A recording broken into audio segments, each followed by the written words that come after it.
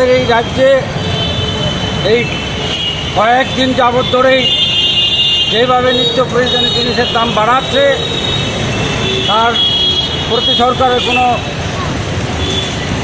লক্ষ্য নেই, শুধু বেড়েই চলেছে। অযৌক্তিক কারণে এগুলি আজকে আমাদের এই রাজ্যের গোলবাজারের মজুতদাররা জিনিসের দাম বাড়িয়ে দিচ্ছে, অথচ আমাদের এই রাজ্যের সাধারণ মানুষের আজকে জায়গার কাজ থেকে শুরু করে সমস্ত তার ইনকামের সোর্স কমে যাচ্ছে। তার ফলে আমরা আজকে এই আগরতলায় আজকে এই দ্রব্যমূল্য বৃদ্ধির বিরুদ্ধে এবং সরকারের অন্যান্য অগণতান্ত্রিক কাজের বিরুদ্ধে প্রতিবাদে আমরা আজকে এই বিক্ষোভ সভার আয়োজন করেছি। আমরা মনে করি এই দ্রব্যমূল্য বৃদ্ধি আমাদের এই রাজ্যের তথা এই ভারতবর্ষে কালোবাজারি ব্যবসায়িকদের অধিক মুনাফার জন্য এগুলি চলছে এবং আমাদের এই রাজ্যে আমাদের দ্বারা নির্বাচিত সরকার এগুলিকে প্রশ্রয় দিয়ে চলেছে তাদের স্বার্থের জন্য।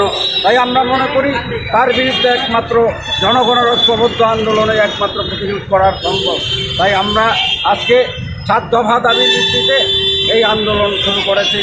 আমরা আপামর জনসাধারণদের কাছে আমরা এটাই আবেদন রাখছি, দলমত নেত্রী থেকে তাদের আজকে এই জনবিরোধী নীতির বিরুদ্ধে, এই দ্রব্যমূল্য বৃদ্ধির বিরুদ্ধে প্রতিরোধ করে তুলে গভর্নমেন্ট যাতে তার দায়িত্ব বহন করে এবং সরকারের হাতে, রাজ্য সরকার এবং কেন্দ্রীয় সরকারের হাতে এসেনশিয়াল কমোডিটি অ্যাক্ট থাকার ফলেও আজকে যে মজুদ কম দামে কিনে মজুদ করে রেখেছে, অথচ আজকে এই অকারণ অযৌক্তিক দেখিয়ে এরা মূল্য বৃদ্ধি বাড়িয়ে দিয়েছে, যার ফলে আজকে রাজ্যের সমস্ত নিত্য প্রয়োজনীয় জিনিস ইভেন আমাদের এই রাজ্যে সৃষ্টি যে কৃষকের যে কৃষিপণ্য সেইগুলি পর্যন্ত বেড়ে যাচ্ছে।